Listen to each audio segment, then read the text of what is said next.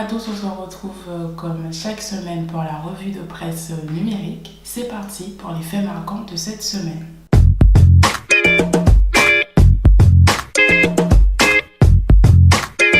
Jeudi, le président de la République, Emmanuel Macron, s'est exprimé dans une conférence de presse pour défendre les mesures avec lesquelles il espère relancer son quinquennat 3 mois après la fin du grand débat national.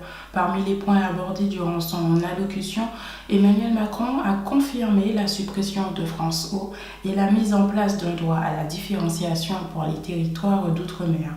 Une allocution qui a été diversement interprétée dans la presse locale ultramarine. Dans sa une de vendredi, le quotidien de La Réunion semble peu convaincu par ce nouveau cap fixé par Emmanuel Macron. Que retenir des annonces faites, sinon qu'il y a beaucoup de projets, de réformes, de chantiers ouverts ou à ouvrir, mais bien plus de réponses concrètes à très court terme pour répondre à la colère sociale qui s'est exprimée avec une ampleur inédite, note Hervé Chaussat dans son édito du quotidien. Le journal de l'île de La Réunion retient pour sa part l'envie de mieux faire d'Emmanuel Macron. Quant au journal France Guyane, il s'est intéressé à la volonté de faire travailler davantage les Français. On reste toujours en Guyane avec la remise en liberté de Léon Bertrand. L'ancien ministre sous Jacques Chirac et ancien maire du Saint-Laurent-du-Maroni a été libéré et placé sous surveillance électronique. Une nouvelle vie commence pour Léon Bertrand, précise le France Guyane. L'ancien ministre va désormais se concentrer sur les actions caritatives et sociales dans le cadre de son projet de réinsertion. Il va notamment s'engager dans la lutte contre l'illettrisme et veut également devenir un médiateur entre les communautés, a indiqué son avocat au quotidien. Léon Bertrand a été incarcéré à la maison d'arrêt de Rémire-Montjoly depuis le mois de septembre. Il avait été condamné le 7 mars 2017 par la cour d'appel de Basse-Terre à une peine de 3 ans d'emprisonnement, à la privation de ses droits civiques, civils et familiaux pendant 3 ans et à une amende délictuelle de 80 000 € pour atteinte à la liberté d'accès ou à l'égalité des candidats dans les marchés publics et pour corruption passive. Le pire a été évité, titre France Mayotte Matin, après le passage du cyclone Kenneth dans le département. Le phénomène cyclonique a causé des dégâts limités sur l'île. Kenneth a toutefois permis aux élus mahorais de se familiariser avec les plans communaux de sauvegarde récemment mis en place et la notion de culture du risque, comme le souligne le journal de Mayotte. Le passage de ce phénomène météorologique Kenneth est l'occasion d'interroger la problématique de la gestion des eaux pluviales et de la protection des rivages et des ravines dans toutes les communes du département et interpelle aussi sur la fragilité du réseau routier, explique le maire de M'Samboro, interrogé par le journal de Mayotte. Pour rappel, le dernier cyclone qu'a connu Mayotte avant Kenneth est le cyclone Kamizi en 1984. Cette semaine, le journal Tahiti Info s'est intéressé au sort du militaire tahitien Mike Théo, incarcéré au Sénégal depuis septembre dernier et dont le procès s'est déroulé jeudi à Dakar. Poursuivi pour coups et blessures volontaires à la suite d'une bagarre avec un Sénégalais à l'entrée d'une boîte de nuit, le militaire tahitien a reconnu au cours de l'audience les faits qui lui ont été reprochés. Selon les dispositions du code pénal du pays, le jeune militaire encourt jusqu'à 5 ans d'emprisonnement. Le tribunal doit rendre son délibéré le 9 mai prochain.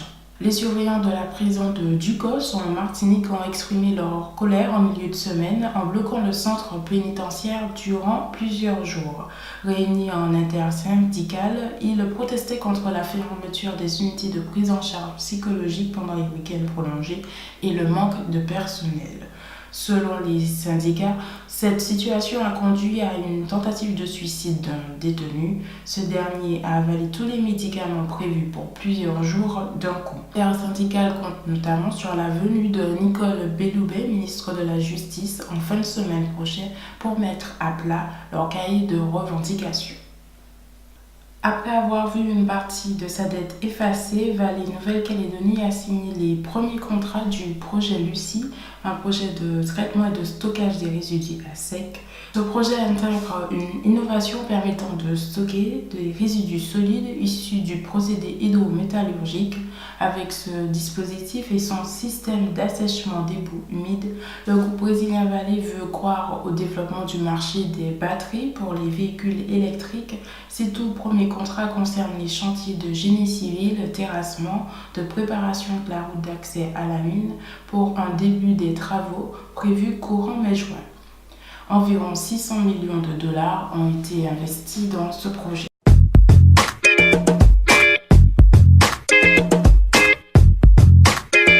Sous le hashtag Et les Outre-mer, la France insoumise a voulu dénoncer cette semaine les écarts de prix existants entre l'Hexagone et les territoires ultramarins.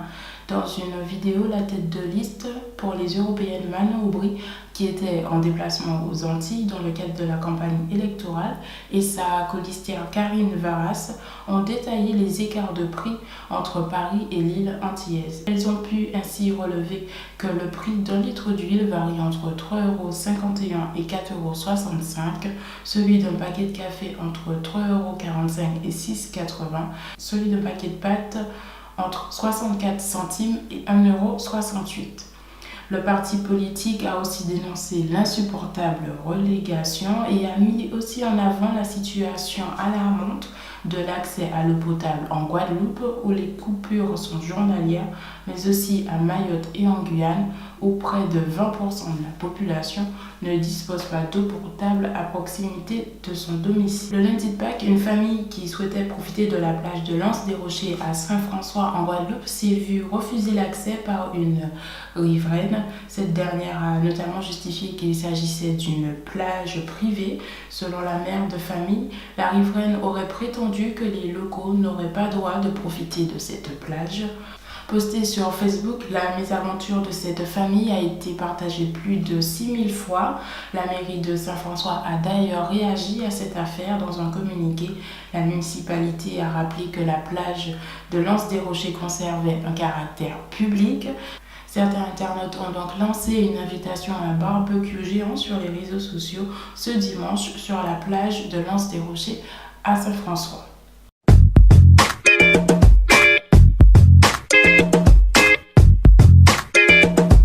Termine cette revue de presse avec les différentes unes des hebdomadaires que vous pourriez retrouver dans vos points de presse cette semaine.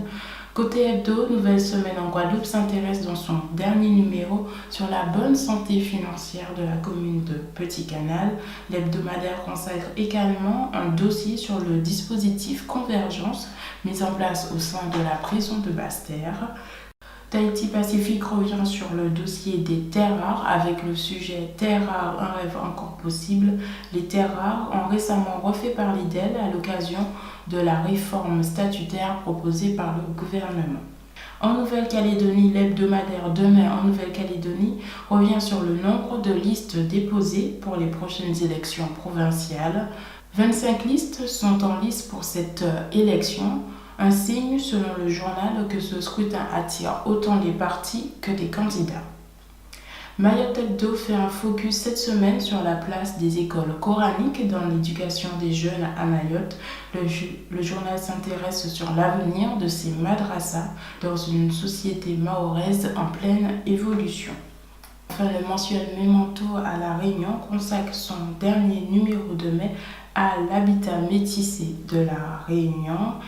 Le journal questionne aussi dans l'un de ses articles sur le défi de l'autonomie énergétique en 2030. C'est la fin de cette revue de presse numérique. On se retrouve la semaine prochaine. En attendant, n'oubliez pas de rester connecté à Outre-mer 360.